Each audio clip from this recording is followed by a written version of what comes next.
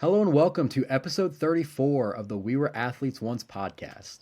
My name is Kyle and I am joined by Cody. What's up, everyone? And we talked about this a little bit on our last baseball episode, but the MLB Hotstove season is upon us. We are officially in the off season. Uh, we are beyond the qualifying offer area of the off season, and moves are already starting to be made. We've already seen a couple little trades, a couple trades with bigger names. Uh, we're starting to see some deals being signed. Cody, I guess to start with, what are your thoughts on what we're looking at going into this offseason? Um, I think for me, I think every offseason it kind of starts with how long does it take for the big guys to sign? Because I think once those first couple of dominoes fall, that's when we really start to see the action happen. And, if we're looking at it, top of the market's Kyle Tucker. Um, And I think once he signs, then we're going to start to see things start to move quickly. So for me, it's how long does Kyle Tucker take to decide where he's going to go? And let's be for real, it's just going to be the freaking Dodgers signing at him because why wouldn't they? But after that, you've got names like Pete Alonso, um, Alex Bregman, Cody Bellinger. Those are your big guys. Kyle Schwarber for bats. And then on the other side of it, the pitching market, um, I think the top of the pitching market isn't a super awesome class, but it's a high enough class where there's going to get some people excited, and I think it's more of a pick your preference. There's not like a legit, this is the number one guy.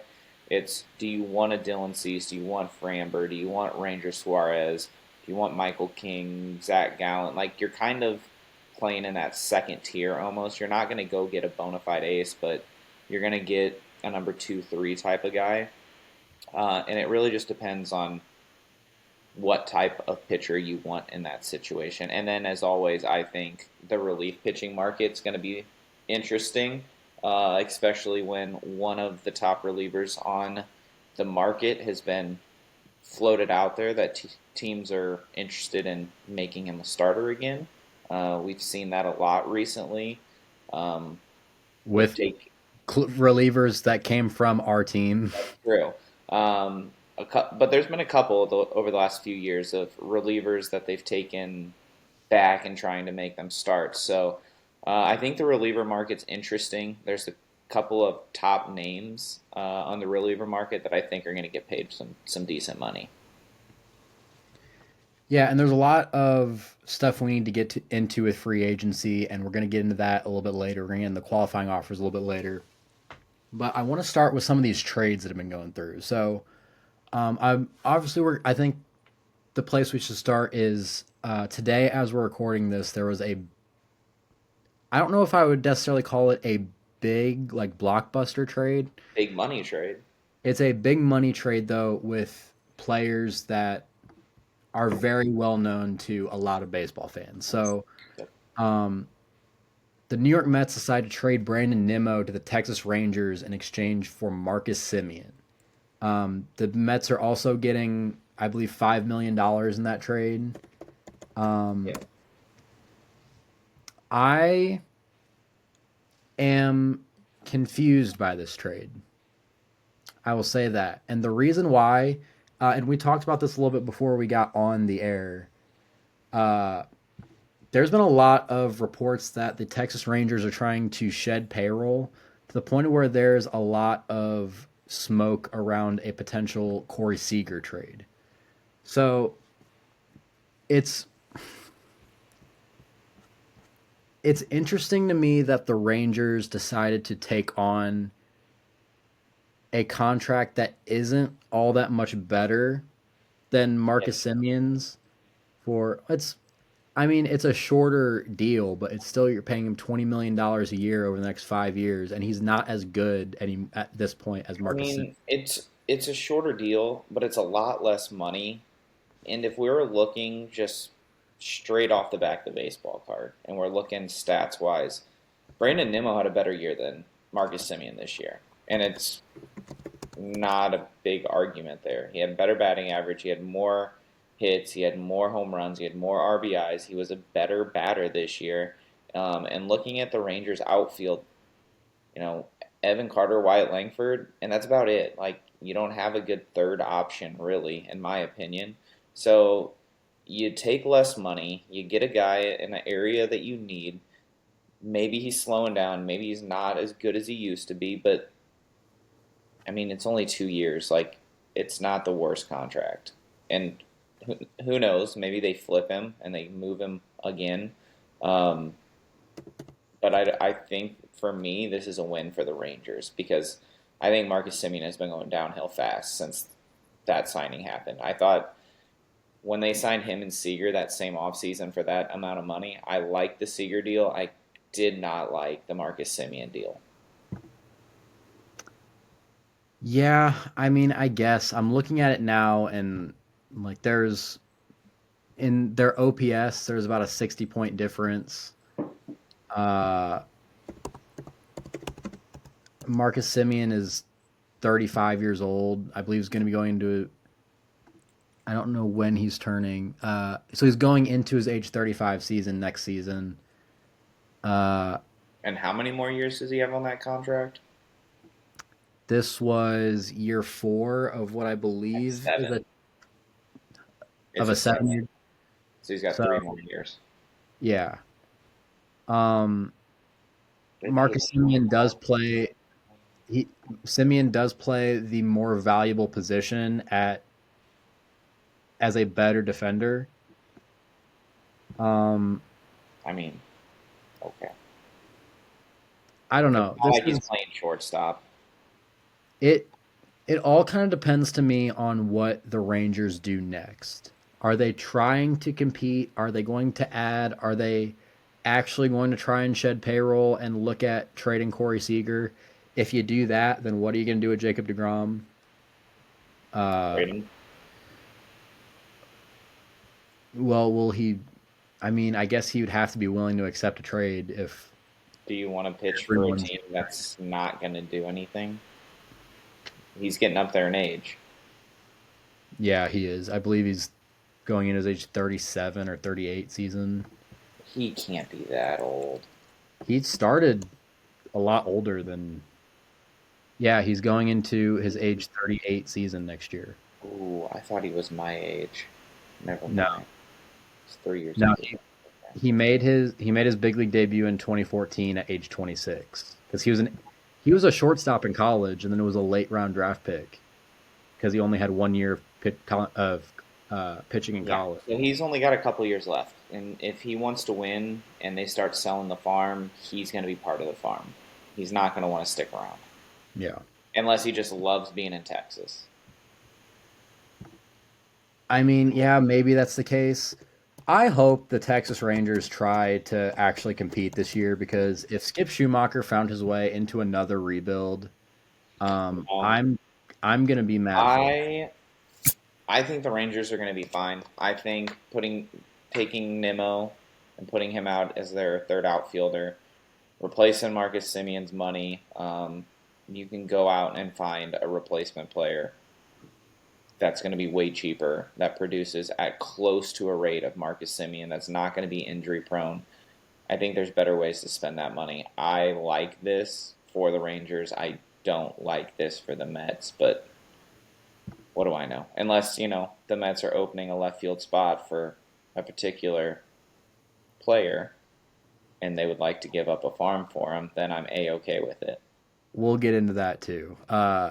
The Rangers went 81 and 81 this year. They were in third place in the AL West, 9 back in the division. There were 6 back in the wild card. So they, had a fine season, but weren't particularly close to a playoff spot. Maybe those reports about Corey Seager was just they were trying to shed payroll in any way, and they found a way with Marcus Simeon instead. Yeah, I Then just think they I'm need more they need okay to with add it. a pitcher. I'm looking at their rotation and They're I like it's the top of your rotation, your 1-2 with DeGrom and Eovaldi. But after that, is Kumar Rocker your three? Like yeah, probably. that, it's not great. Like they need to allocate some of those funds and get some pitching. I Uh, think yeah, it's Jack Leiter, Jacob Latz, and Kumar Rocker are is I listed thought on. Leiter was a free agent. No, he'd be like going into his second. Like he's still pre-arb. Okay. Who am I thinking of? Um, I don't know. Leiter was drafted in Oh, 20. Mark Leiter Jr. That's who's a free Yeah, agent. that's his cousin. Yeah. You can't put the same last name. You'll mess with me. Well, if they're from the same family, it. It's unacceptable. This is another Taylor Trevor Roger bullcrap thing. Freaking The Taylor. issue I have with the Rangers needing pitching though is where are they going to get it? Like I don't like you kind of talked a little bit about the free agent class. I don't like the free agent class. Uh, I mean, are you going to go out and sign Dylan Cease? You're going to Um, try. There's Dylan Cease, Framber Valdez, and Ranger Suarez. But like after that, they're gonna have to pay Zach those Allen. a pretty penny. Are you going to bring back Patrick Corbin? Are you gonna Well, are you gonna what's their farm system look like, real quick? steal Chris Bassett from the Mets? Maybe bring have a reunion with Miles Michaelis. Gross. Yes, please do that, Texas. Well, actually, never mind. We don't have to worry about freaking idiot re-signing terrible players anymore. Hopefully, Yeah, I think he might be done. But this is not a Miles Michaelis podcast. I mean they have. Sorry if I butcher any of these names. Jose Corniel is their third prospect. 22 years old. Pitched a little bit in the big leagues last year. along with Winston Santos Uh, and David Davalillo. Yeah, butchering names. Davalillo, something like Yeah, that. I Uh, mean, whether they're ready or not, you can use like this doesn't have to be prospects called up. Like if they want to shed payroll, maybe that helps. But they've got enough prospects that are pretty decent to go make a trade happen if they want to of a cost controlled arm that has years of arbitration left. Um, or if they just want to be like, hey, we're going to give it one last go, they can always go and trade someone and be like, hey, Cardinals, kick in 10 million, we'll give you a number 10 to 20 prospect for Sonny Gray. Like there's 1 year left. If you're putting in money, we'll give you a decent prospect. Like they can always go out and do something like that. That's yeah, I not what don't know. I would do. My issue with them is the fact that they don't have depth in their pitching and their best pitchers are both on the back end. Like Yeah. like we just said, Jacob DeGrom's 38, Nathan Eovaldi's going into his age 36 season. This is a team that just feels like they need to embrace the rebuild, but they don't want to. Like Yeah. Corey Seager's not young either. You've got some young, fun guys. Like I'm mega high on Wyatt Langford. I think he's going to be a stud. But like you said, you've got two pitchers that are like 36 plus, and they're your best pitchers, and then not a lot after that. And Corey Seager, who's like 35 plus, as your best player. And just, it's a team that seems like they need to go through a quick rebuild, and trading some of these big guys might be the solution. So I don't know what Texas is going to do. It's interesting. If they do make Seager available, it's a big contract. He's been hurt. There's some injury history there. So will they have to eat money? Are they willing to eat money, or would you rather just play him, hope he gets healthy, and then either trade him later or try and compete 1 more year? Yeah, let's get into this other trade too, because this other trade is also I don't like it. somewhat. somewhat confusing. It's a trade between two teams that didn't make the playoffs last year, which I guess the Rangers and the Mets were too, but the Mets were Should have. in the playoffs until They basically just game had the 62. greatest choke of all time. Um, but it's between the Orioles and the Angels. The Orioles traded Grayson Rodriguez to the Angels and got back Taylor Ward. Now Taylor Ward is a really good right-handed hitting outfielder. I do believe they brought back Tyler O'Neill. Am I correct about that? Okay. So Tyler O'Neill's still going to be there. You're adding Taylor Ward, who you know sits around 800 OPS, isn't going to bring anything defensively, but he's a nice like could be middle of the order bat. I'm I'm just interested confused by this outfield. about the Orioles outfield. Yeah. I mean, it was a big mess last year too. Like, you've got Taylor Ward, you still have Colton Cowser, you still have Heston Kierstead, you still have Tyler O'Neill, you've got someone like Dylan Beavers who's coming up, and you've got other prospects that can play there.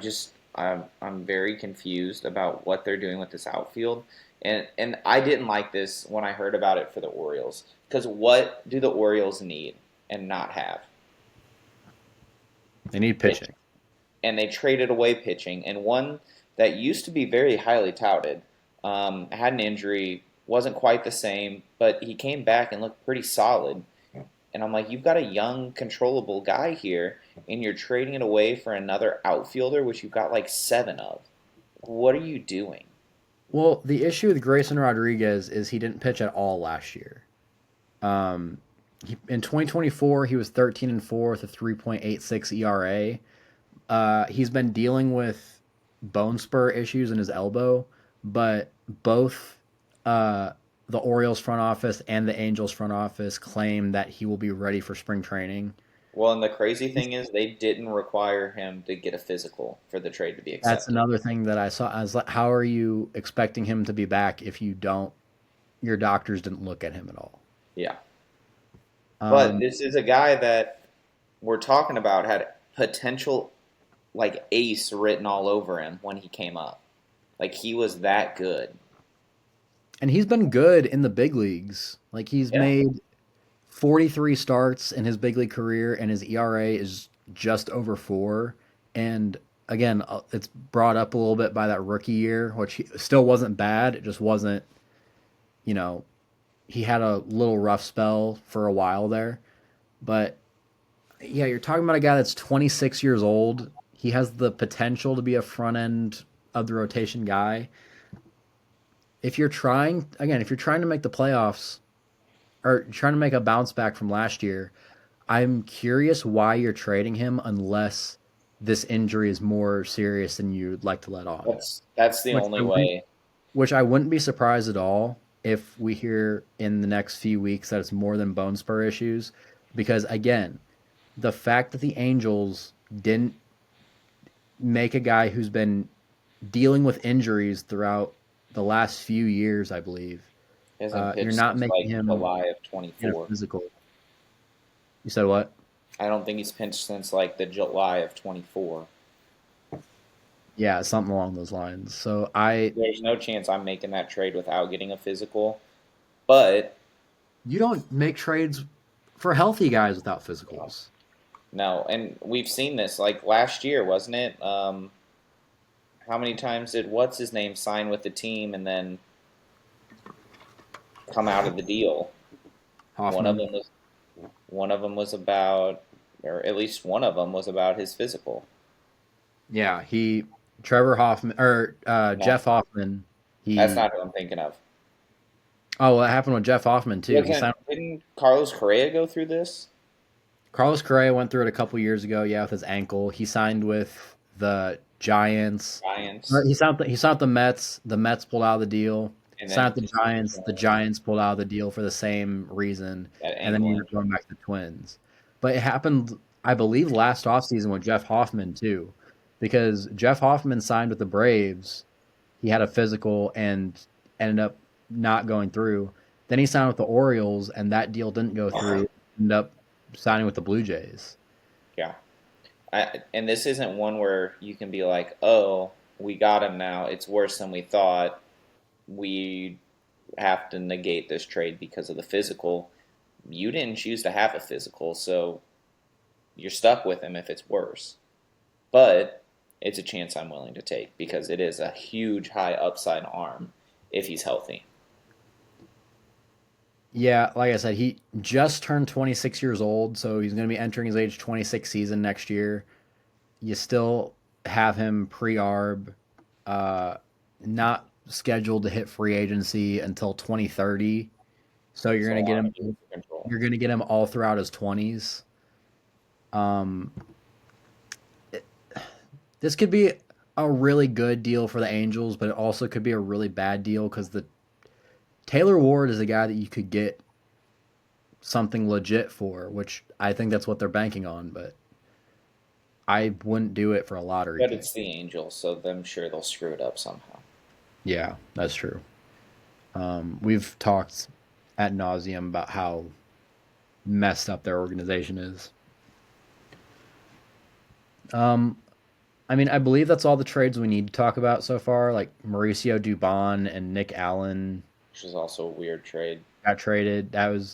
I think that was just because they didn't want to non-tender Mauricio Dubon, but they wanted to save money on his contract, so they trade for someone that they can non-tender and not look stupid for, Yeah.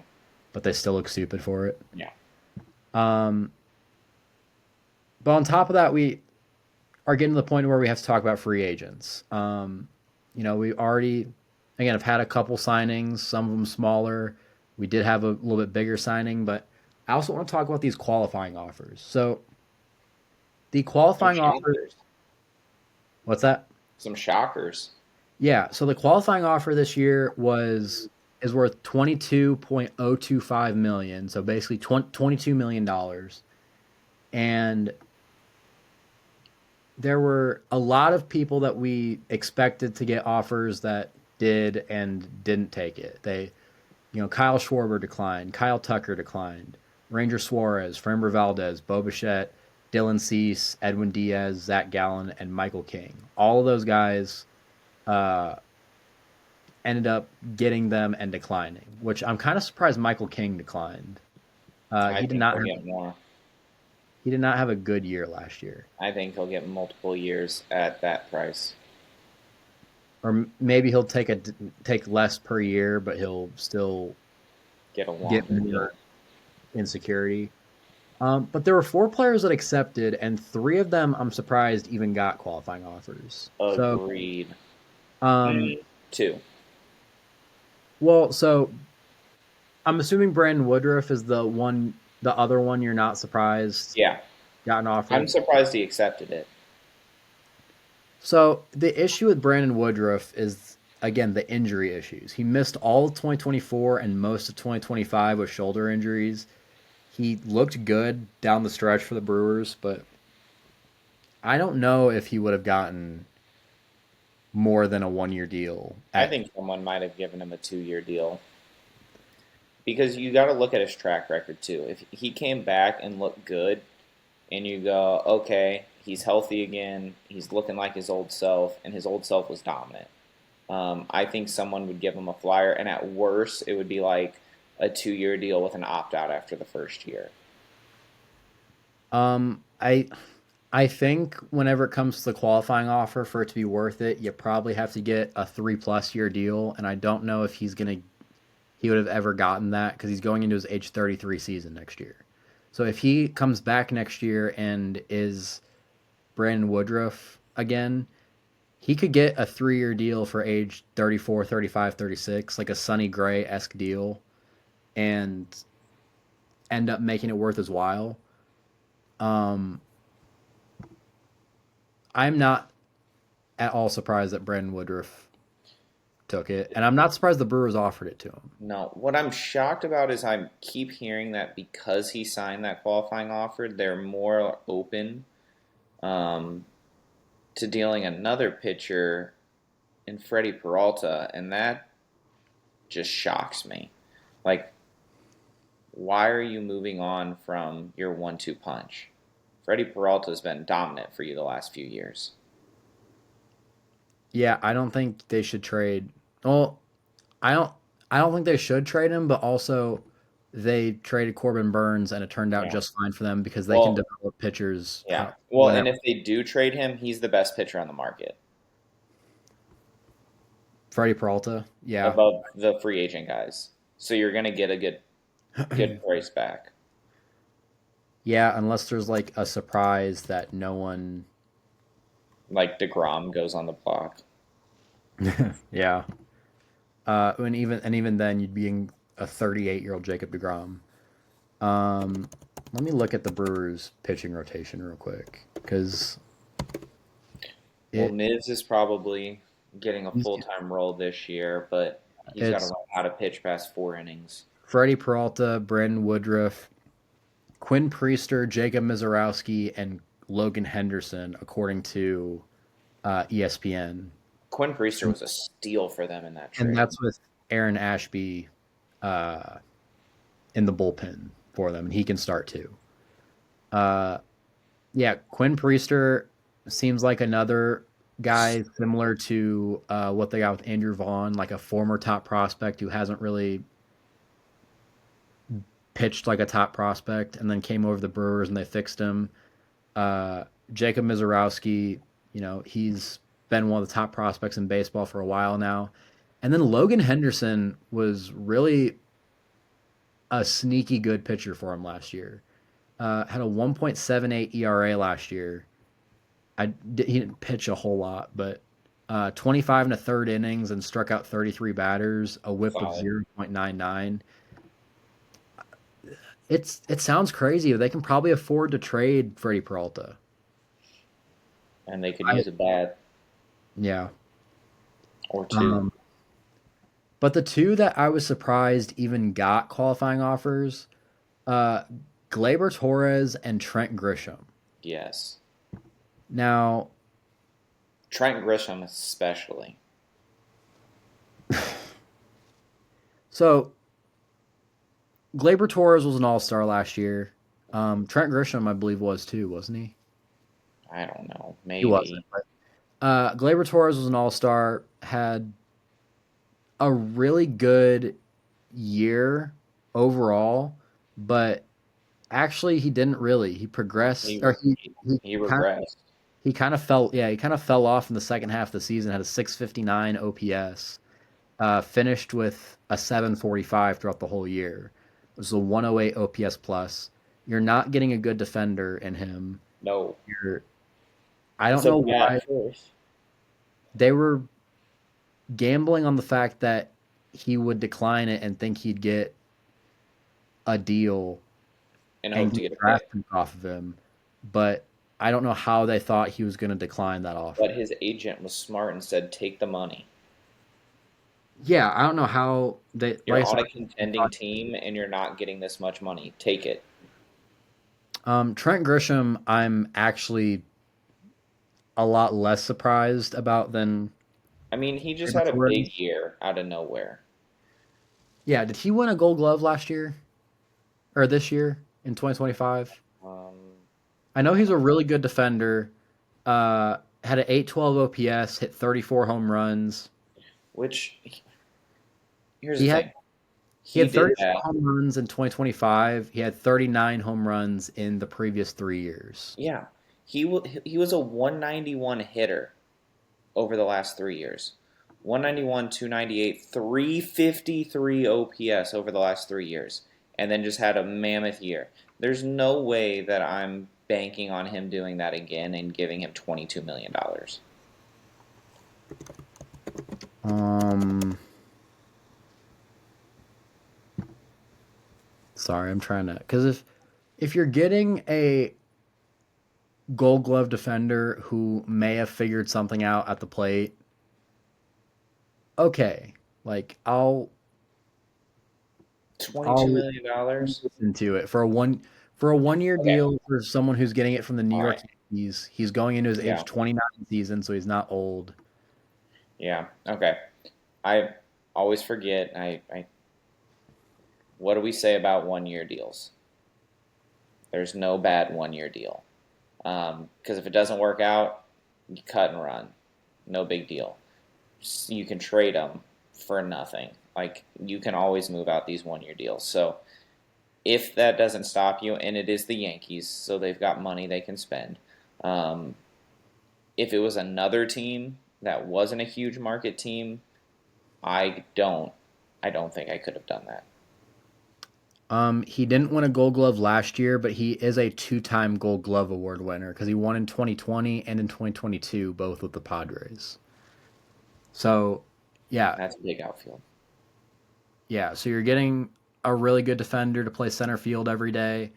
Um, he ended up with a 3.5 WAR last year, which is a really good year in 143 games. He was a guy that was going to be a depth piece for the Yankees last year and turned into one of their most important pieces.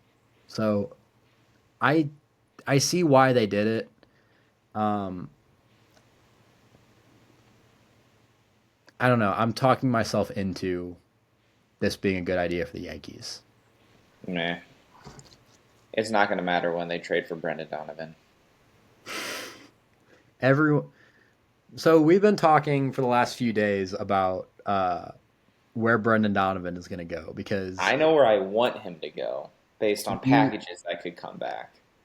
we at this point are resigning ourselves to the idea that he is going to get He's traded. gone.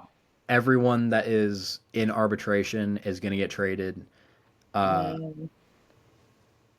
well, like I don't think Nolan Gorman's in arbitration yet. I don't think he's going to get traded. Lars, Lars Nootbaar, I think, is going to get traded.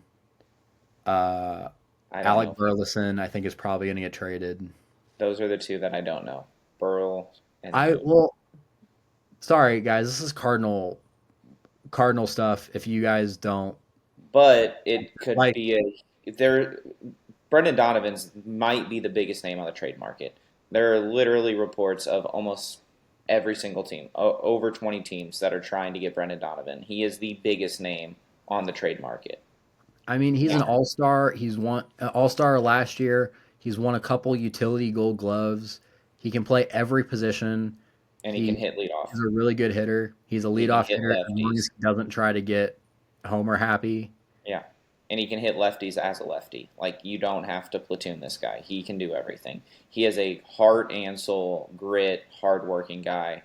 Love everything about Donnie. It's going to suck that he's gone, but he's going to bring back a ransom because everyone wants that player who's under team control for a couple of years and doesn't make hardly any money. Yeah, I think where we differ though on that is you think Brendan Donovan's going to bring us back a top 100 prospect. He's going to bring us back a top 50 prospect or an I MLB starter. I don't think he will. I think he'll probably bring three or four prospects, and two of Okay. them will be I in a will club. preface that by saying if Heim Bloom has his eye on a top 50 prospect to be the headliner, I think it will happen. But if Heim Bloom's goal is to restock the arms in the farm system and say, we just want four high upside arms that are a little lower and further away, then I could see that as well. But I think if Himes goes, I want a top 50 prospect, I think there are teams out there, there are enough teams out there that it will get to a bidding war and we will get one of those. I have I want him to go to the Mets and get Nolan McLean. I I have a think lot of faith in Heim Bloom to turn this thing around, and I think 2027 to 2028 we can start looking at competing again. But I don't like. I also want you to remember, and I know he was forced to do it.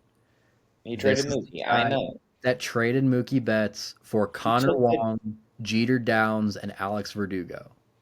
he took the job and was told you have to trade him. Now his return is not what I would have liked. But he's It's also been in the Cardinals farm system just watching minor leagues for the last 2 years. So yeah, he knows what we need, and what we need is pitching at the MLB level right now. it's one thing to be forced to trade a guy. It's another thing to get that return. And I get it. Connor Wong and Jeter Downs were both very highly High regarded upside prospects prospects. in They didn't pan the Dodgers system at that point. But I mean, Jeter Downs played like 20 big league games, and Connor Wong just got non-tendered by the Red Sox. And Alex Verdugo, I believe, is out of baseball. He could have been so good. Alex Verdugo? He had some. I thought he was gonna make it. I think Alex Verdugo probably hit his peak. Well, it was probably when he put every bit of diamond and flash he could find in his mouth. um, Let's I talk about the fourth qualifying offer because this one makes me laugh. yeah, Shota. I think the Cubs expected Shota to decline, 100% they did, and they thought they were going to get a draft pick for him, and then and they he are not. accepted because he got a $7 million pay raise, and he's hasn't been in the big leagues that long, but he's already getting kind of old, I Yeah, believe. I think he's betting on the fact that he's going to get this, have a great season, and then get a bag in the offseason.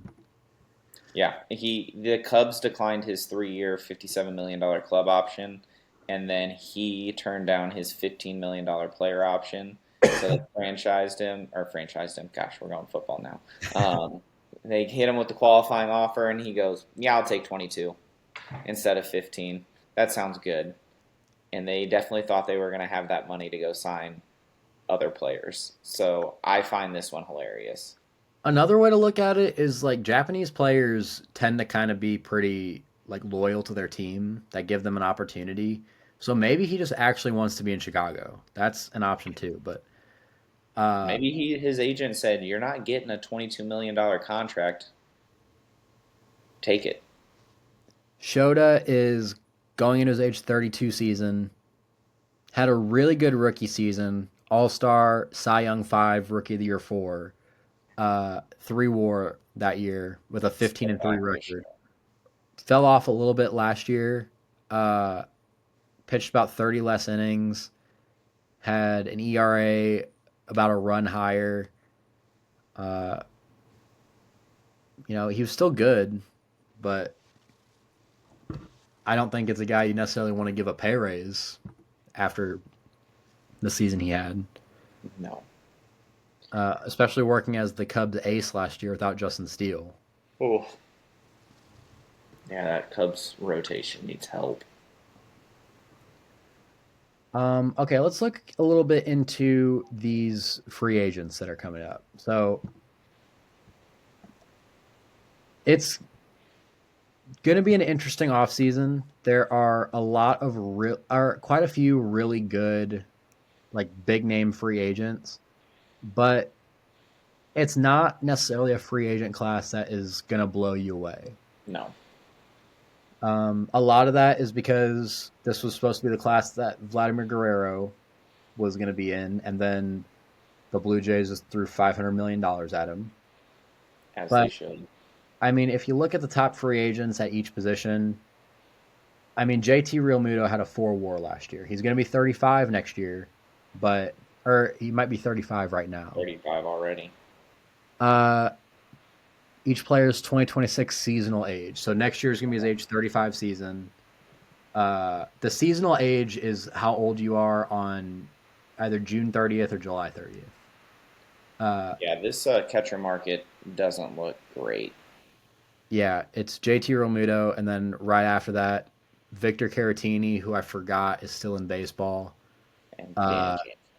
Danny Jansen, who could be an interesting signing, Yeah. but then it's like minor league deal guys: Christian Vasquez, Oh, wow. Elias Diaz, Reese I like McGuire, Elias Diaz. Austin Barnes. Yoel Pozo, come on now. Like we said, minor league guys. Yeah, we love us some Joel Pozo here, but he's He's going to sign a minor league contract with us. Andrew Kisner's here too. I also saw that he got non-tendered, Yeah, he got DFA along with by the along with Jonah Heim, who had one or two really good seasons with the Rangers. Oh, um Martin Maldonado retired. Good for him. did yeah. Well, he was He's getting bullied. 30. He was getting bullied online for how bad of a hitter he was for the Well, last he's 5 years. 39 also. He should probably retire. Negative 2.3 WAR last year. Good for him. Uh, but yeah, if you look at the top of the free agent market, it's JT Realmuto, first base. I mean, Josh Naylor just signed, but Pete Alonso is obviously here as one of the top three names probably on the market. Second base is And pretty. he's leaving the Mets. Let's just say that now. He's not re-signing with the Mets. I don't know. I don't think the Mets are willing to give him a 4 or 5 year deal like he wants. Um, If anyone you've is going got to. Vientos, you've got Beatty, you've got they can all rotate. Uh, I you just got Marcus Simeon. Like I don't. I think he's gone. I think if anyone is going to do it, it's going to be the Mets. He's gone. Like, I don't know who else would. The Yankees need a first baseman. Yeah, The Red Sox I need a think first baseman. I think they like Ben Rice. They might like Ben Rice. They didn't give him a ton of playing time. Well, they platooned him with Paul Goldschmidt, but you brought Paul Goldschmidt in for a reason. The Red Sox have Tristan Cassis. Who's hurt? He's going to be back next year. They want a big bopper to hit over the giant, and Pete Alonso is a big, strong polar bear. Remember, likes to get taken out by stubby guys with the last name Clapp. And he's um, a big, strong guy that likes to deadlift in cleats because he's an idiot. the Red Sox have Tristan Cassis. I don't think their first base issue is as dire as they make it out to be. No, Because but Tristan Cassis is a good baseball player. He just got hurt. between Tristan Casas and Pete Alonso, they can rotate first and DH, and there's been injury history there with Tristan Casas. He's been hurt a lot. It seems like. The second base market is pretty rough. It's actually pretty good on the Mets for trading for Marcus Simeon because Yeah, it's they not weren't going to great. get anything better. They have Willie Castro, Jorge Polanco. Jorge Polanco had a really nice bounce back Jorge season. Polanco is going to stay in Seattle. Uh, that's a disaster of an idea. He was good for him. Yeah, after being really bad for him. Yeah, but he figured it out, so he's fine. Willie Castro had an interesting season last year. He was really good at the Twins, and then if I'm not mistaken, he was really bad with the Cubs. Yeah. And then it's Jose Iglesias, who's a minor league deal slash role player guy. Although another year with as an above average player, maybe there's something there. I going through this list, yeah, it's pretty rough. I still he's only 29. I still like Luis Rengifo a little bit. But yeah, above that you're looking Ramon Urias, Dylan Moore. Like Jose Iglesias is 36. Like you're bringing him off the bench. Like none of these guys you really want to start unless it's Willie Castro. Um, Okay, hold on. what? I started looking down this list. I'm sorry. There is. Let me double check that. I'm trying to make sure. Did Miguel Rojas have a 4.5 WAR last year? I just see this now that I'm looking at this list. Is that real? Was he that good this year last No, year? he had a 1.9 WAR last year, which is List still higher than I would have expected it to be. list is wrong. That's why I was We're, confused. I'm like, why is we're Bo Bichette not at the top? yeah, we're both looking at the same list, and one, I don't think Miguel Rojas is going to leave the Dodgers. Uh, Two, it had this. We're both looking at the same list from MLB.com, and it has Miguel Rojas, 37 years old, at a 4.5 WAR, when everyone was losing their minds because he hit a home run in the World Series to tie Game Seven, and hadn't had a hit before Game Seven Like in the entire 37 postseason. days or something. Yeah. Um, Ruined so not everything. not Miguel Rojas, but outside of that, there are some somewhat interesting options. Obviously, Yeah. Bo Bichette's here. He's one of the top free agents on the market. I still really like Hassan Kim. I don't know why he's Like, yeah, he got hurt, but this is still a great defensive middle infielder. Yeah, I don't know if he can play shortstop anymore because I don't know how might his be a arm is second doing. baseman, Even if he's a second baseman, he's a Gold Glove second baseman. and I he's the best one on the market. Yeah, IKF's a free agent too. He Yeah, had a nice little bounce had a back good year. season. I really wish he would have slid head first or had any sort of awareness on the base path, getting a secondary in Game Seven, or we'd be looking at the Blue Jays win the World Series because he was practically standing on second base as on third base as Miguel Rojas fielded that ball. But IKF, I mean, he can play other positions too. He's Yeah, you can throw him out in the left if you need to. You can move him around the infield. I Pretty find it versatile. I also find it hilarious that Tim Anderson's on this list because he's done. Well, Uh, and Orlando Arcia, like just a couple of years ago, he was excellent for the Brewers. yeah, and last year was a bad hitter for the Rockies. Yeah, Uh, not good. third third baseman, That's Al, where it gets interesting. yeah. So Alex Bregman is obviously again Top of the market. probably a top three, top five guy on this market. Eugenio Suarez had an amazing season last year. Except when he went to Seattle. He was still hitting home runs in Seattle. Some. He finished, I believe, with 49 home runs. Didn't he get traded with like 46, No, he got traded with like 33. 38? 38. Okay, so still 11 home runs in 2 months hitting in Seattle. It's not bad. 7.6 WAR last year. Okay. And all came before the trade. He should not go back to Seattle. There's something with that hitter's eye that he cannot do.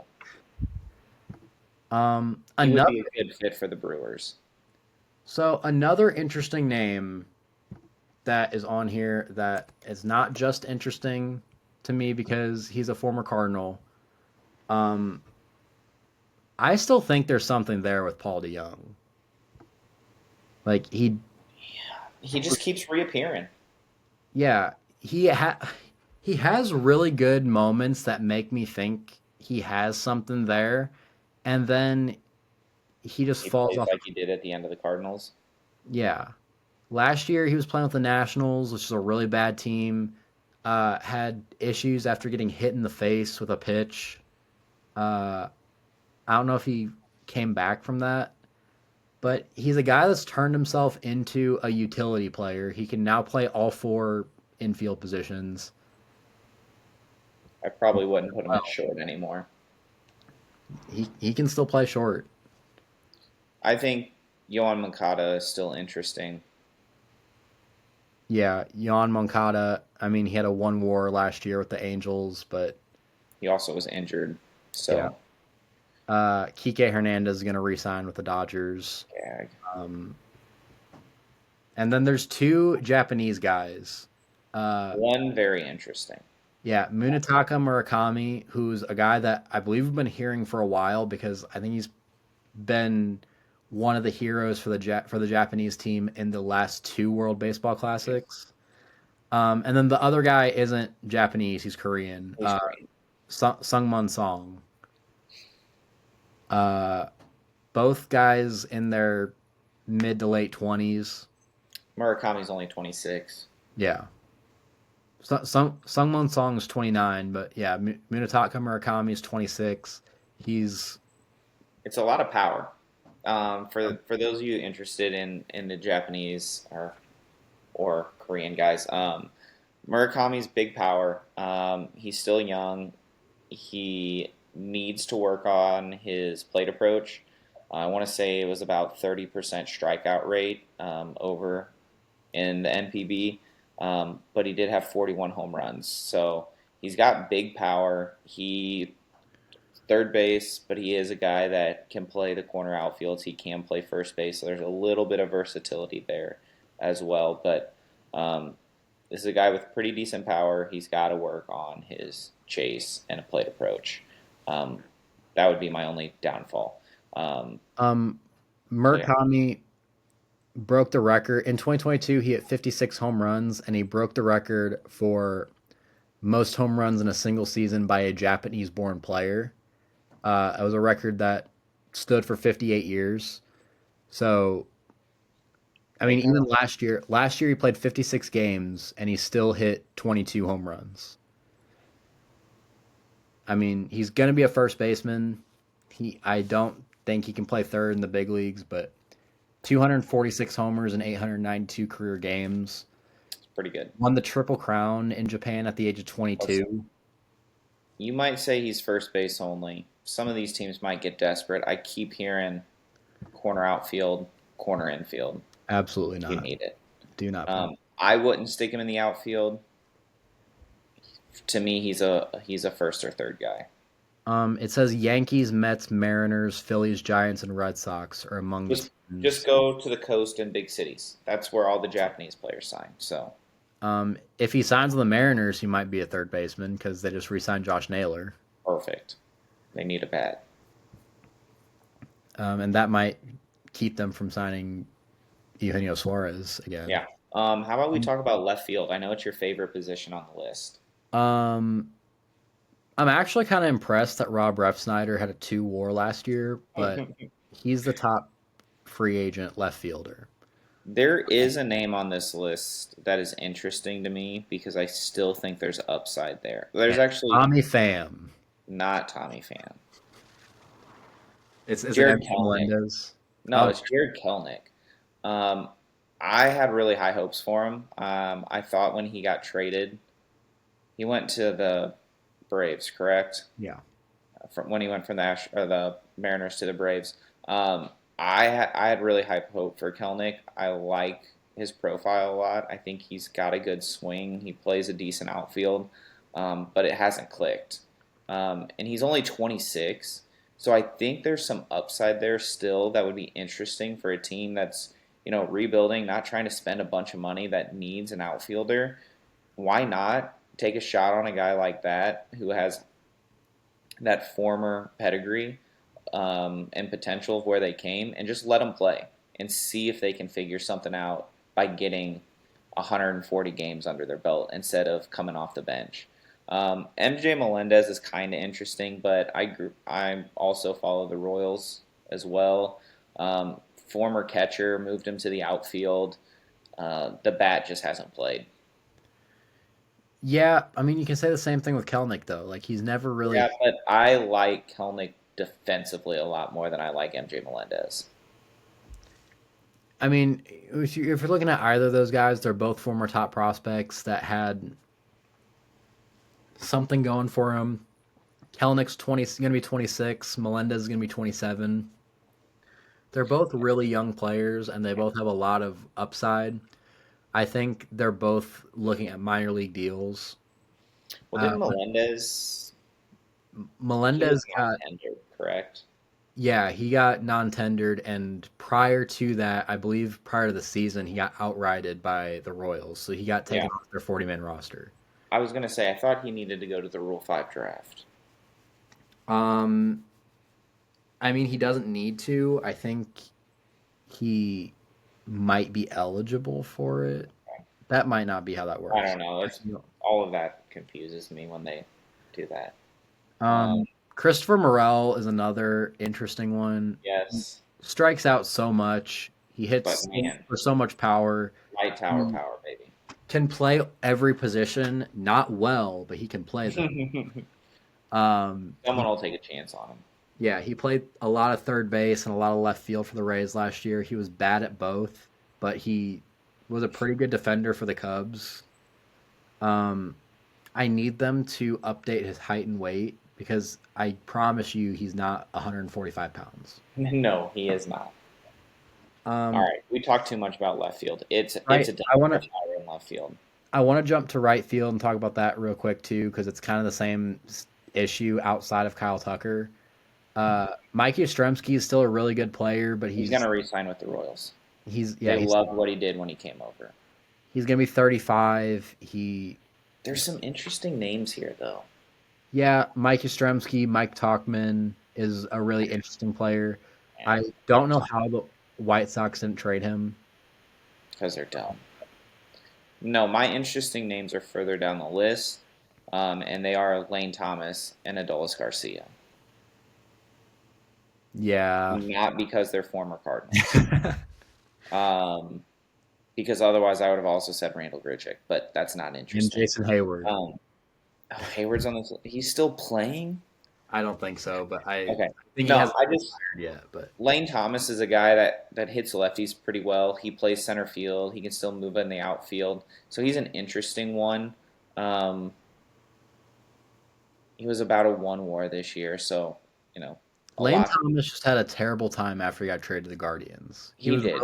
He got He was traded from really the good with the Nationals. he got traded from the Cardinals to the Nationals, and he became an All Star. And he got traded for John Lester, so he became one of those trades that everyone was like, "Oh, well, the Cardinals fumbled another one," and then the Nationals got a payout for him by trading him to the Guardians, and he just wasn't good No, ever with the Guardians. So they ended up no, not being able to get anything for him, and so they just non-tendered him. Um, yeah, we and talked then about Adolis Garcia.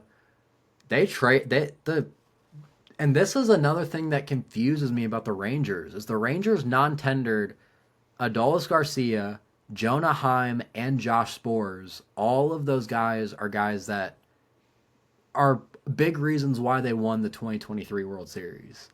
And that money. kind of again confuses me as to what the Rangers are doing right now. Yeah. Well, Adolis Garcia is a little polarizing. He's very Sometimes hot he's and cold. yeah, he sometimes is really good in the outfield and sometimes looks lost. Sometimes he rakes and sometimes he can't hit the broadside of a barn. Like he's just so on and off that I understand it. It's still shocking with how much potential he has because he's a 30 home run hitter potentially. Um, I don't think he'll have a hard time finding a job, but he is 33 now. Like we'll see. Yeah, But there's some intriguing names at least. But then there's Kyle Tucker at the top. He is the number one free agent of the offseason. He's gonna probably get. a $500 million deal. I was gonna say he's at least getting 40 million a season, which The is insane.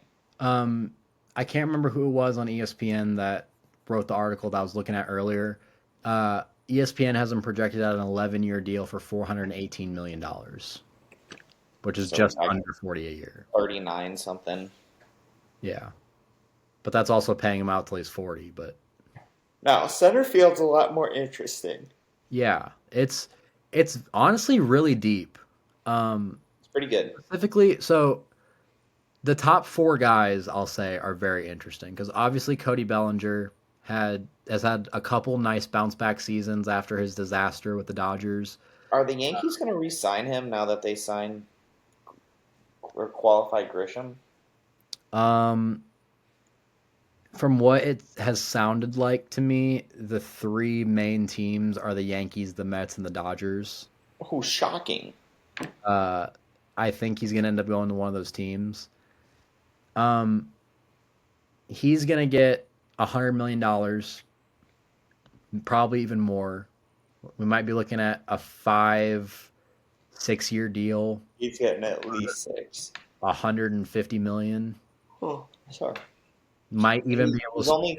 7 for 200. I was gonna say he's only 30. Like realistically, if Boris is his agent, they're gonna be shooting for 10 and saying we'll go to 8. Like it'll be ridiculous. Yeah, but then the other three guys behind him are very interesting too. Harrison Bader, who's going to be 32 this year, but he's still a really good defender. Had I a don't know really how nice, the Phillies don't re-sign him too. yeah, he had a really nice season with the bat between the Twins and the Phillies. Uh, He's an elite defender. Harrison Bader could get a 3 for 75. Honestly, Good three for for him. 70. I wouldn't give him that, but good for him.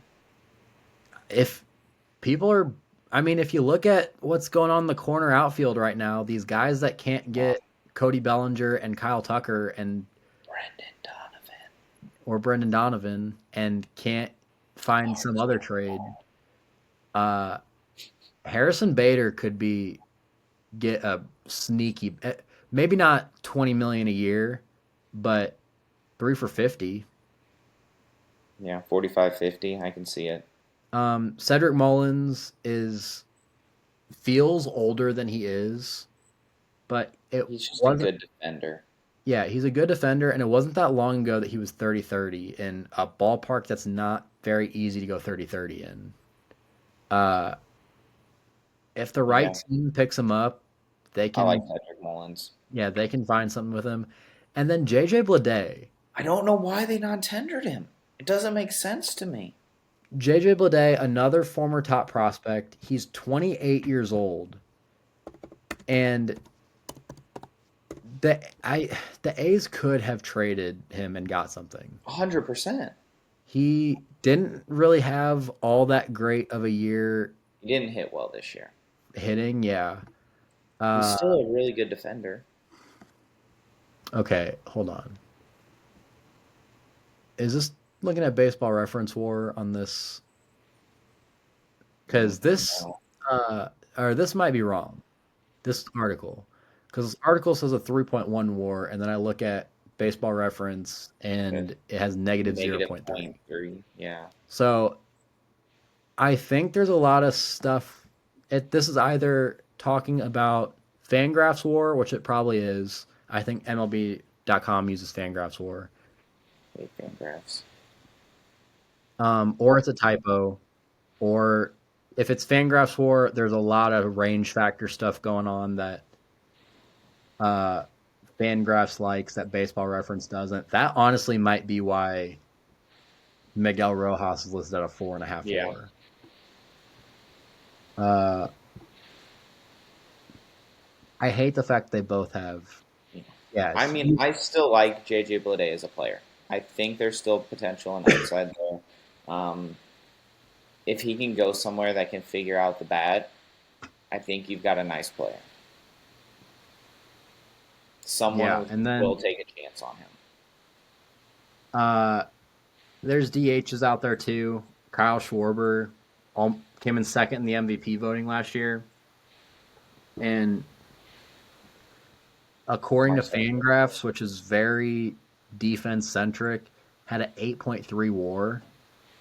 insane. He's 33 for a DH. He could He's get gonna get a 5 or a 6 year 5 year deal. deal. Yeah. Ozuna from the Braves is here. Uh, he's getting a Marcel Ozuna of the Braves. yeah. He's I will getting never. a 1 year deal for $30 million. He's not getting 30. He might get 20. He'll get 20. Uh, Andrew So you McCutcheon is just stick either with going to him re-sign with the Pirates or retire. Those are the only options he has. 100% And then the other guy we're not even going to talk about because because he was a he's not. dumpster fire. Yeah. Um, and then again, there's some interesting starters, but there's not a whole lot if you look at Ooh, it. There's let me get my list of players that I like. so it's highlighted by Dylan Cease, Framber Valdez, Ranger Suarez, Michael King, Zach Gallen, Merrill Kelly. You know, I think obviously Zach Gallen is probably the prize of the offseason. I'm just again going off of what this That article. Gallon, you think is? I mean, Ranger and Framber are. See, I like Dylan Cease above them. His ERA was up, but his strikeouts and everything, all the other metrics that people like, are a lot higher. I'm still high on Dylan Cease. He's also younger in comparison. Him, Ranger, and Gallon are all 30. Um, I think they're all going to get decent deals, but I think Dylan Cease is going to get the biggest one this offseason. And I think it's probably like the Cubs.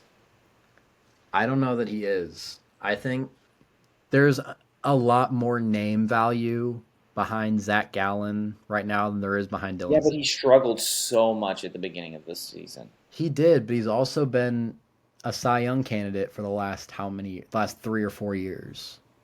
That's Like okay. he again was a big driving force behind a Diamondbacks team that wasn't expected to go to the World Series in 2023. Yeah, and then he fell off a And cliff. I mean, even last year had a 3.65 ERA. Like yeah, this year was ugly. This year was ugly. There was a lot that was ugly for the Diamondbacks. Uh, Yeah, I don't know. I think Cease, Valdez, Suarez, Gallen, King are going to be your biggest contracts. Um, I mean, there's other interesting names like Chris Bassett. He's going to go back to Toronto. I don't see anything other than that I've happening. been hearing a lot about the Mets. Really, The I Mets, think. the Mets want him back, and hmm, I he might want the Mets back. I don't. I don't know. If I was just in Toronto and we were that close to winning it, why not run it back? Depending on money. Um, There's Nick Martinez. I think Merrill Kelly's going back to the Diamondbacks. It just seemed inevitable when they traded him that he was going to come back. Um, but I have some other name. Like, there's interesting names on this list. Um, after you scroll down, I don't care about those.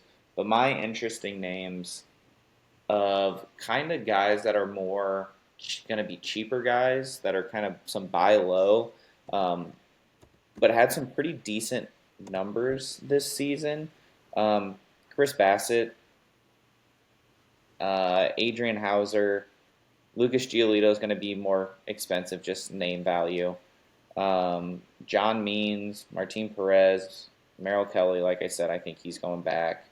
Um, Tyler Malley is one I really like that I think is going to be interesting.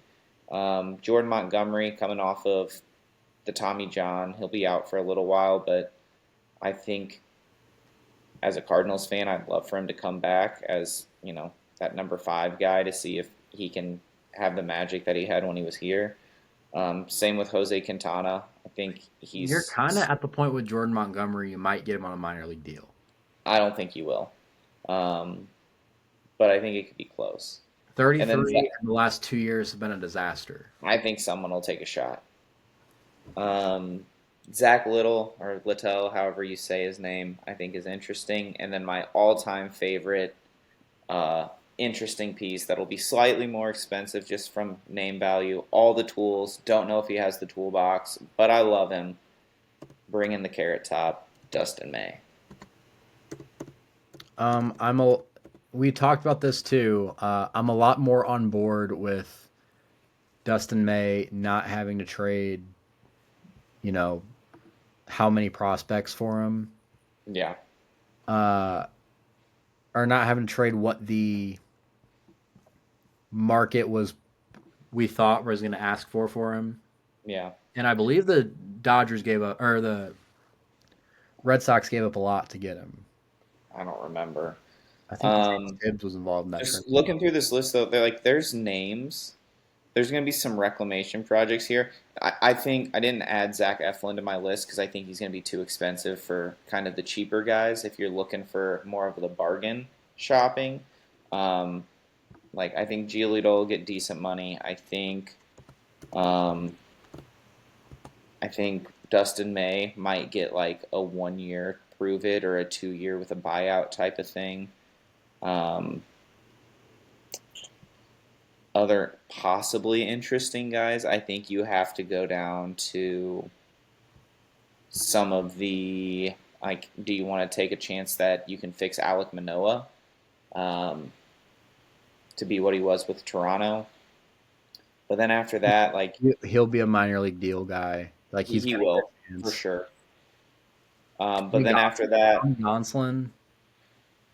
yeah, I here's the real question: do one of those guys that we talked about get the biggest deal, or does Am I get the biggest deal? So my thing with these guys, I don't think these Japanese guys are necessarily going to get huge deals, but I think with Tatsuya Amai and Kona Takahashi, I don't think either one of them are going to get huge deals. I think But Amai's going to get a decent deal. he'll get a good deal. He'll get. I imagine I mean, he's not getting. No one's getting Yamamoto deal. he'll Like probably that's get insane. he'll probably get a Shota type deal. Uh, I'm very interested in a lot of these guys who have pitched basically all five of these guys that are on this list that have pitched in the big leagues before that are coming back for are trying to come back from overseas. You want Anthony Kay and Cody Ponce. Those are yeah, Anthony Kay, Cody Ponce, Drew Anderson, Kohei Arihara, and Foster Griffin was a Oh, former I forgot about Foster Griffin. he was a former top prospect as well. Yeah, it was. He spent the past few years, I believe, in both. I might be wrong, but I believe he was both Korea and Japan. He may have just been one, but uh, Japan. I think just Japan. Yeah, he last pitched in the big leagues in 2022. Split time with the Royals and the Blue Jays. At that point, he was 26, and then he's been with the Yomiuri Giants ever since, and he's been awesome. Like ERAs 2.75 in 2023, 2.93 in 2024, and pitched 89 innings this year, 1.62 ERA. 87 strikeouts in 89 innings. I mean, he could be a fun little left-handed back end of the bullpen type arm if you don't, and maybe even become a starter again. I like Anthony Kay. I think Anthony that's Kay. my. I think that's my guy if we're going Japan coming back. Um, two guys real quick. I want to know if they play in 2026. If they Justin, play, period. yeah, Justin Verlander and Max Scherzer. Do they Yes play in 2026? You think they and both no. do? Yes and no. You don't think Scherzer does? I think Scherzer does. I don't think You Verlander don't does. think Verlander does? Actually, how close is he to his number that he needs to get? Verlander wants to play 3 more years. Oh, why? Verlander's You were so bad this year. he's going into his age 43 season. He says he wants to pitch until he's 45 at least. Yeah, I don't care. The real question is, how many wins does he have? He's I think like 5 away or something like that from 300 Never mind. He's or coming. from They're both. 250 or whatever is. I think he's at Or no, he's two 266. he's at 266. That's why he wants to pitch three So more he years. needs 'Cause he thinks 34 to get. he needs 34 wins, and he's like, I'm gonna need at least 3 years to get that. Is he trying Well, to be what's his he name said that coming for Randy Seattle? Johnson. No, not Randy. What? Jamie Moyer. Oh. You don't even know who that I mean is. Gosh, I'm old. I know who Jamie Moyer is. He pitched till he was 49. I think Randy Johnson is probably a more accurate uh, comparison because Randy Johnson pitched till he was 45. He officially retired in 13 when he was 50. Yeah, I don't think he pitched That anywhere. dude's a monster. Soft tossing lefty, baby. He was throwing 72 mile an hour fastballs his last year in the big leagues with the Rockies. Good for him. I don't think Max Scherzer plays next year. I think he retires. Really? Yeah, He looked not great. Except that game in the World Series, he looked pretty freaking good. I would I'm have saying they been both play now. I take it back. They both play. I would have been more confident with Scherzer retiring if the Blue Jays would have won the World For Series. sure. I would have said that as well. But something tells me Scherzer is done.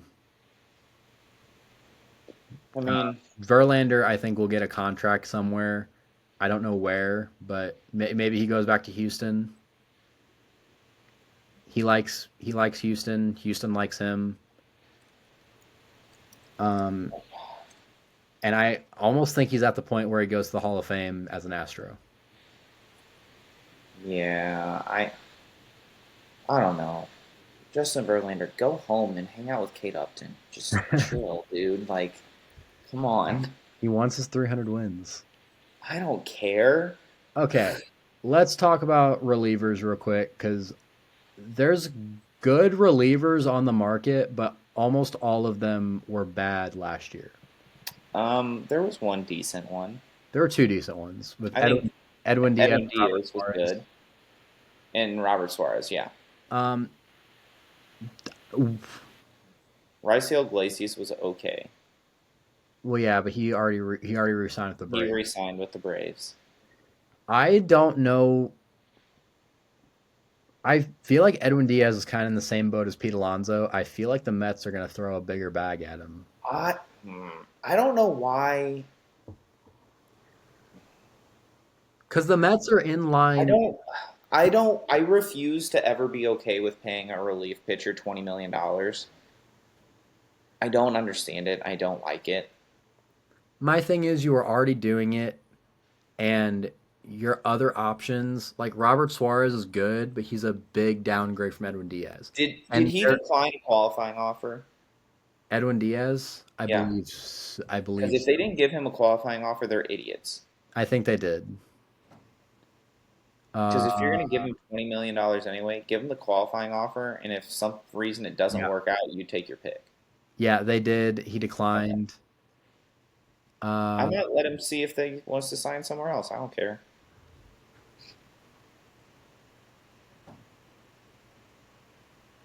You look very confused. yeah, okay, I was reading the wrong player. Uh, so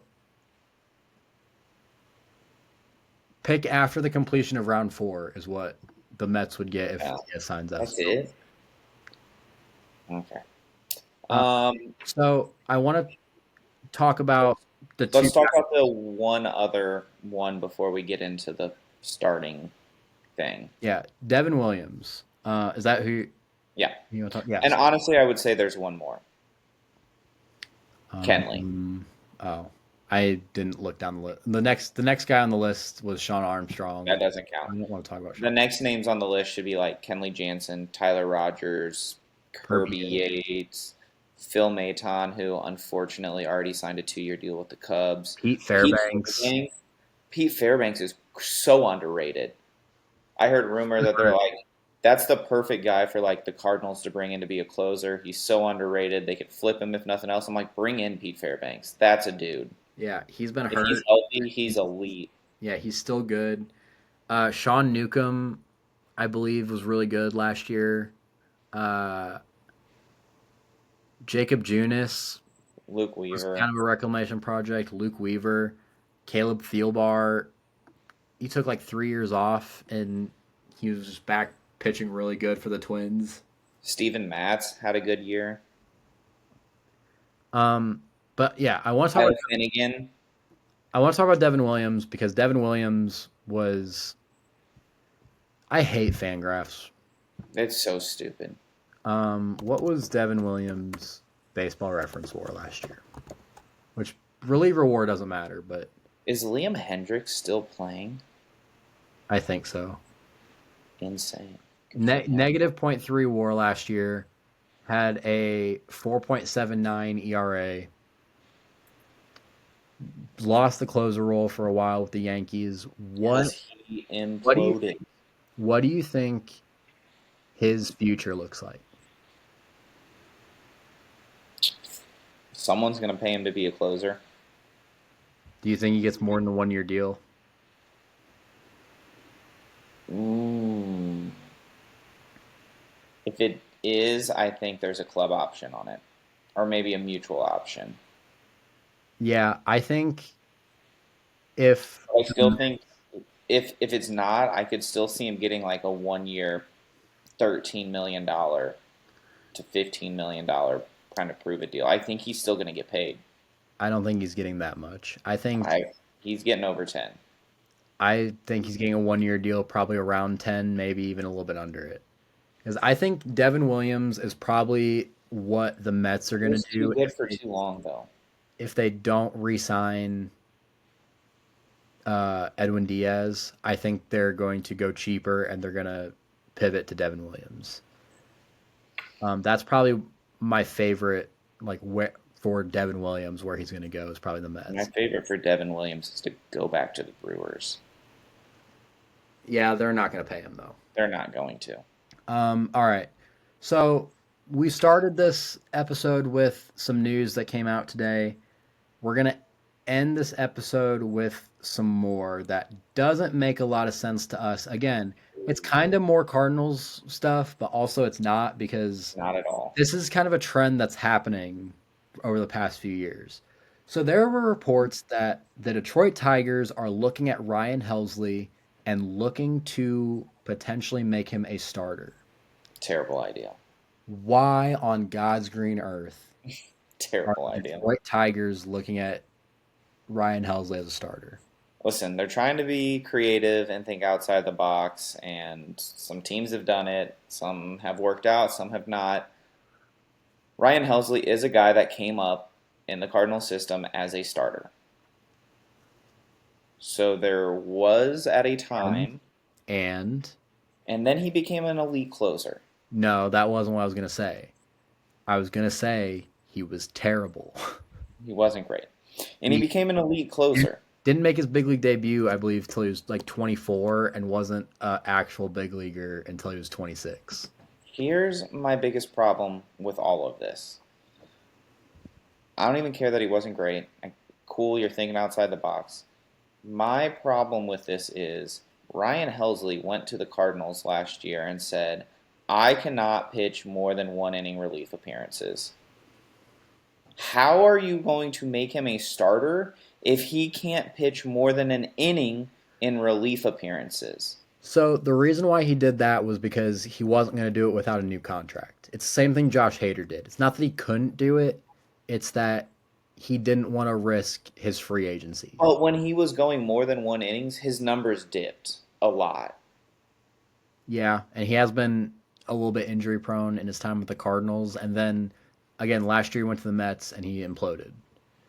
Yeah, so you're talking about a guy who hasn't been a starter in a lot of years. Talking about a guy that when he pitches more than one inning, he's not even close to as effective. He's been injury prone, and he ended his season awful. One of the reasons why the Mets did not make the playoffs, along with every other reliever not named Edwin Diaz in their bullpen. And you want to take that and you want to throw some starter money at him and hope that he turns into a starter. Unless you're doing like a Jordan Hicks deal, like the Giants did, and it's like a 4 by 11 where worst case scenario it doesn't work out and he's just your closer at $11 million, fine, like that's acceptable. But if you're gonna give him $20 million a year to try and start, I think you're crazy. I mean, I think you're crazy either way. You should not be trying to start him. He is an elite closer. I'll give him benefit of the doubt of going over to the Mets. You took him out of his ninth inning role. You don't. He like it's a complete different mindset. Ninth inning, you know when you're going to be coming on, no matter what. You know your warm up. You know when you're going to do certain things. You know when you're going to stretch, how you're going to stretch, when you need to start getting ready, all of those things. And then when you come in and you're like, am I pitching the sixth, the seventh, the eighth? Am I closing it tonight? Like all of those things change everything. So I'm going to give him a little bit of benefit of the doubt. First time he's ever been traded, goes to a new team.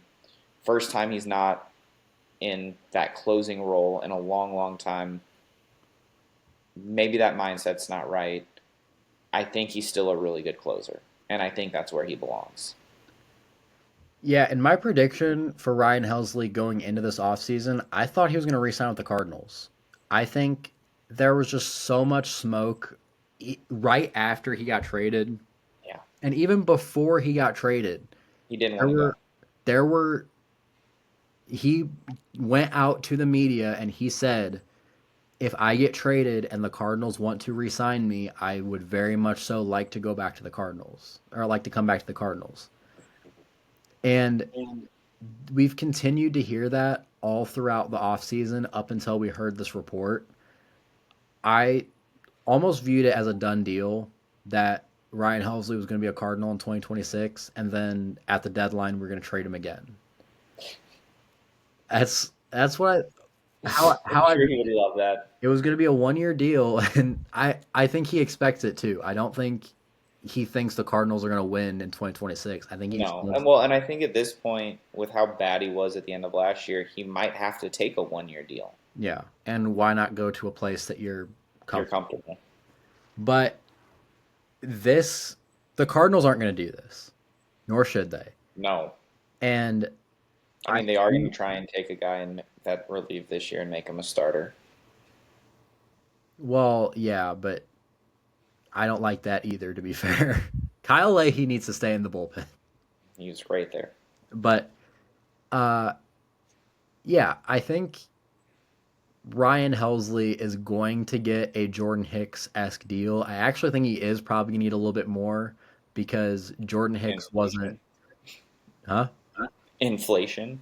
Yeah. Well, also Jordan Hicks wasn't like a bona fide like ninth inning shutdown He closer. should have been. He was a great closer for 2 months, or a great reliever for 2 months with the Toronto Blue Jays, and then the Giants decided to give him 12 million a year or 11 million a year to be a starter. I think for Ryan Helsley, you're probably looking at another 4 year deal, but probably 13. closer to 15, maybe even more than that. Um, Don't like it. and another thing you got to think about is Jordan Hicks was, if my math is mathing right now, he was like 27 when he hit free agency. He was in his late 20s. I was going to say 26, so yeah, you're probably right on. Uh, Ryan Helsley is 31. So are you going to try and have him be a starter until he's and sign him until he's 30? Call it a 3 year deal, 33, a 4 year deal. 34, 35. Yeah. That's what you're looking at. Um, It's a terrible idea. He's a closer. when Jordan Hicks hit free agency, he was 27, going into his age 27 season. And his time with the Giants was a disaster. His time with the Red Sox has been a disaster. He's, Why does nobody just put him back in the bullpen? I think the Red Sox did, and he was bad again. But like, why did the Giants not do that? Didn't start a single game for the Red Sox, and he had an 8.2 ERA in. They broke him. The Giants broke him. You Yeah, threw like 105 and you broke him. I don't want to see that happen with Ryan Helsley. Like Jordan Hicks was easily breakable. He was very up and down throughout his Oh, 100%. time with the Cardinals. Ryan Helsley was locked down for Most of the time. 3 years, for 3 years in a row. And I still think he could have another 3 or 4 solid years if he's a reliever. But Ryan Helsley was never a good starter. Like, I just had him up and I freaking took him away. Uh, Ryan Helsley has never started a game in the big leagues No. for starters, but didn't make, again, because he was a starter in the minor leagues, didn't make his debut till he was 24 in 2019, excuse me.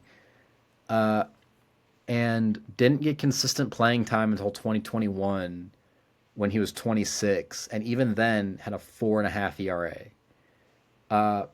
2022, 2023, 2024, he was amazing. Like you're looking at, Especially in 24. yeah, in that time you're looking at 167 innings pitched, a 1.83 ERA with a A 225 lot of strikeouts. with a 225 ERA plus and 225 strikeouts in those 167 innings. He He was dominant. he was dominant, but also he didn't break out till he was 27 years old because he found his niche. Why are you trying to ruin that? Yeah, I get thinking out of the box, trying new ways to make things happen, but don't mess with Ryan Helsley. He's a closer, and that's where he needs to be. Yeah, I think that's where we're gonna end it for the night. It is 1 a.m. right now, so Yes, it uh, is. as we're recording this, I want to thank you guys for watching. Like I said, the baseball season might be over, but we're still gonna have baseball content and Best time of the content year. for other sports all year round.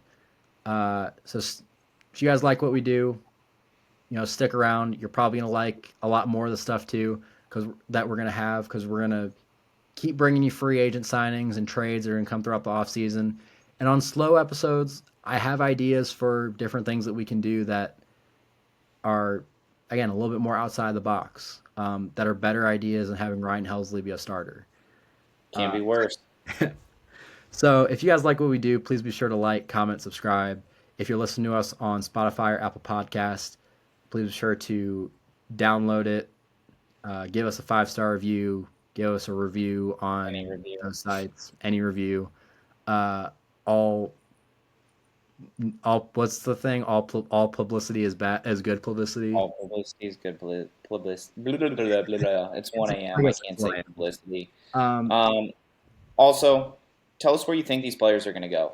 I have my opinions. I let you know a few of them, but especially these bigger name guys, where you think they're going, how much money you think they're going to get. Let us know. we're And probably, if not, a lot of these guys are signing immediately at the beginning of the offseason and we'll they do a last a little prediction. bit longer. We're going to do a prediction. We're going to have some fun with it. Um, and if they do, then that just means it's going to be it. We got something to talk about. It might be a fun off season all the way through, which we haven't had for the last few In a years. while. Normally signings don't start till Christmas.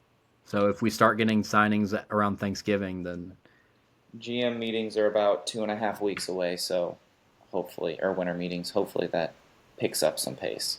yeah, GM meetings I think already happened, but yeah, Yep, winter winter, meetings are December 7th. yeah. So we have a lot of fun stuff coming up. Be sure to stick around for that, and your support means the world to us. So we will see you guys next time. See ya.